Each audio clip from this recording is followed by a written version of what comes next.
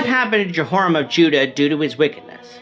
This is the question we seek to answer today as we continue our verse-by-verse study of the book of 2 Chronicles on Walking Through the Bible. His word, the glory of his cross. Today we're going to be discussing 2 Chronicles chapter 21, verses 12 to 20. But before we do that, let's read the passage. If you have a Bible with you, turn to 2 Chronicles chapter 21, verse 12. But if you don't have a Bible, don't worry. Just follow along with us on the screen. The version that we'll be reading from is the New King James Version. So 2 Chronicles chapter 21, beginning at verse 12.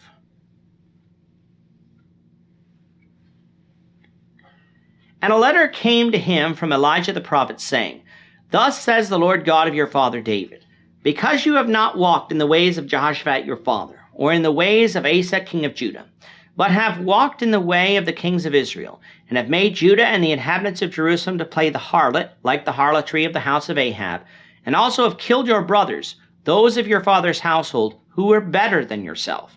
Behold, the Lord will strike your people with a serious affliction, your children, your wives, and all your possessions.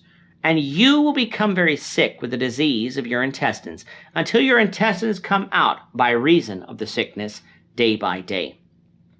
Moreover, the Lord stirred up against Jehoram the spirit of the Philistines and the Arabians who were near the Ethiopians.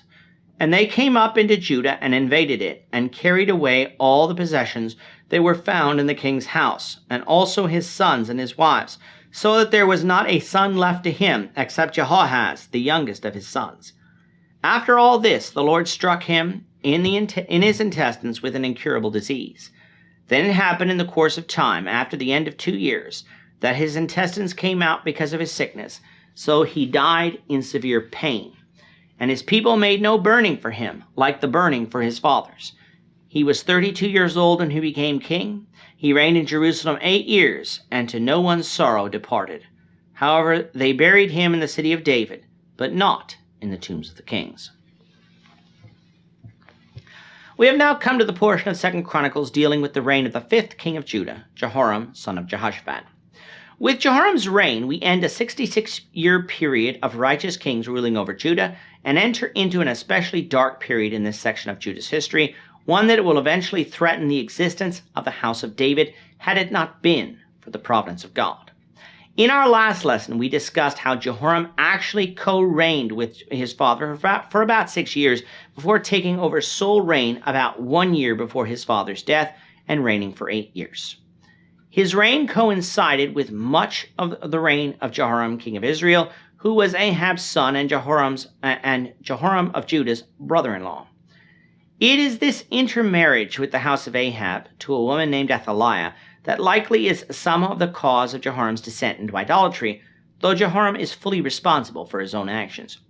Once he assumed the throne fully, he killed all of his brothers. Whether he saw them as rivals to the throne or whether he simply despised the fact that they appeared to be righteous, we don't know. But we do know that he killed them all. This fact would weaken the house of David, for it would reduce the number of heirs that could be found from direct descendants of the kings that came before. And then, of course, what will happen in the future will only make matters worse. Just how bad was Jehoram? He got a letter from Elijah the prophet, not only excoriating him for his evil deeds, but pronouncing God's punishment on him for those evil deeds. Before delving into the contents of the letter, we must first discuss its author, Elijah the prophet.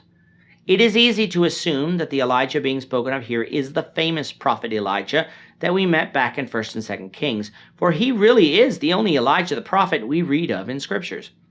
And of course, Elijah lived around this time period, so it would seem to fit with the Elijah being spoken of here being that Elijah. However, we should note that there is some difficulty with this view, and that is the timeline. 2 Kings 2 gives us the account of Elijah being translated to heaven, but it doesn't give us exactly when it took place. We know it took place after the death of Ahaziah in Israel because Elijah prophesied of that man's death in 2 Kings 1. That would place his translation during the reign of Jehoram of Israel. 2 Kings 3 also tells us that Elisha, not Elijah, is the one summoned by Jehoram of Israel during his battle with the Moabites. Why this is important is because Jehoshaphat is king of Judah at the time of this battle, though still co-regent with his son Jehoram at that time. 2 Kings 3 doesn't give us the exact timing of this battle, but we know it had to be before Jehoshaphat's death and before Moab's later attack on Judah, so according to our timeline, we have about a 5-year window between 852 and 848 BC, with it likely being closer to 848 than 852. Now you might say, what does all of this have to do with Elijah being the writer of this letter? Well, the contents of the letter place its writing after Jehoram killed his brothers, an event that occurred once he had been established on the throne, which we determined would had to have been about 847 BC, which would be after the events of 2 Kings 3, an event where Elisha is called, not Elijah. So how do we answer this? Well, we must be at least willing to consider that our dates are wrong. We, after all, are only human. The dating of the kings is difficult, so there is a chance we made a mistake. However, even with this being true, our dates do match perfectly with all the other numbers in 1st and 2nd Kings, and so this lessens the possibility that our numbers are wrong. The next possibility is that 2 Kings 2, which deals with the translation of Elijah into heaven, occurs after the events of 2 Kings 3, and is thus given out of chronological order in order for the author of 2 Kings to finish his narrative of Elijah before moving on to Elisha. This is certainly possible, especially for that section of 1st and 2nd Kings, which did that not only with the kings of Israel and Judah, but with the prophets under consideration too. That Elisha would have been called in 2 Kings 3 when Elijah is still around shouldn't be considered unusual, for A, not only were both prophets, but B, it is possible that Elijah is old by this time and thus may not have traveled around that much. If the Elijah of 2 Chronicles 21 is the Elijah of 1st and 2nd Kings, then this almost has to be the explanation that is true, for otherwise we have a chronology problem in our timeline. But there is a third possibility that also could be true, which is that this is a different Elijah. In 1st and 2nd Kings, when Elijah is introduced for the first time, or is talked about for the first time in a while, he is referred to as Elijah the Tishbite. Here in 2 Chronicles, in what would be his only mention in the entirety of 1st and 2nd Chronicles, he isn't identified this way. Now that in and of itself proves nothing, but it is something to note. Something else to note would also be where the mission field of Elijah the Tishbite was, the northern nation of Israel. In all of our studies of Elijah in Kings, we never saw him prophesy to the southern nation of Judah. It was always Ahab or Ahaziah of Israel. Now, of course, this doesn't mean he was banned from prophesying to Judah, but his main mission appears to be Israel in the north. So to find Elijah now writing to the king of Judah is abnormal. Now, a counter to this point can easily be that Asa and Jehoshaphat were righteous, so Elijah wouldn't have needed to write to them. And while it is true that they were righteous, they weren't perfect, and God's prophets did come down and condemn their evil actions when necessary. So simply saying that Elijah would never have had to reprove the kings of Judah before because they were righteous, and that is why he didn't, is not accurate. Which of course then leaves open the possibility that this is another Elijah the prophet, one situated in Judah. So which is it? And the answer is, I don't know.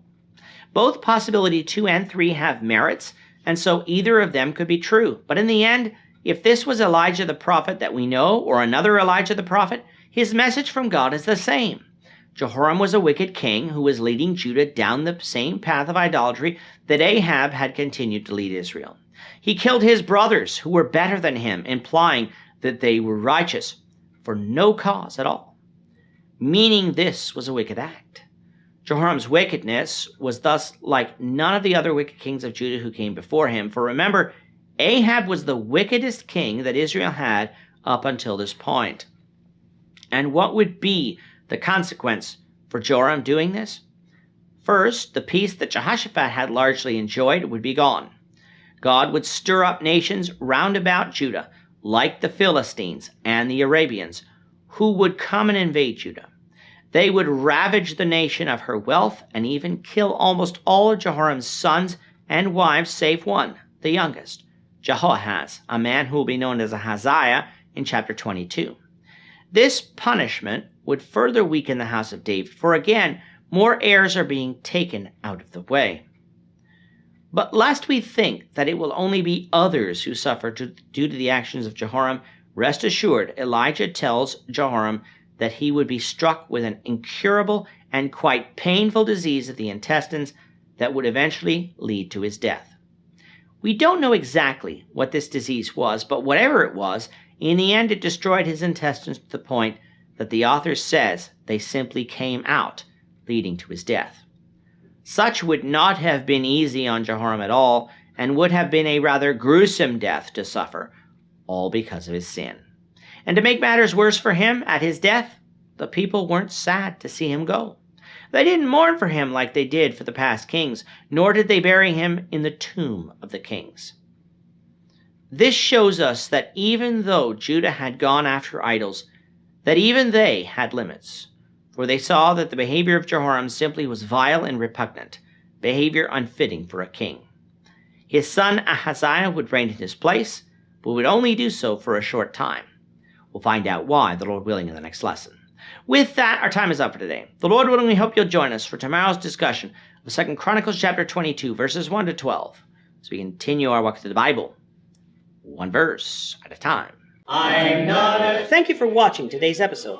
We hope that you found it edifying and ask that you not only subscribe to our channel and podcast, but that you like and share this episode among your friends, so that the saving gospel of Jesus Christ can go out to the whole world.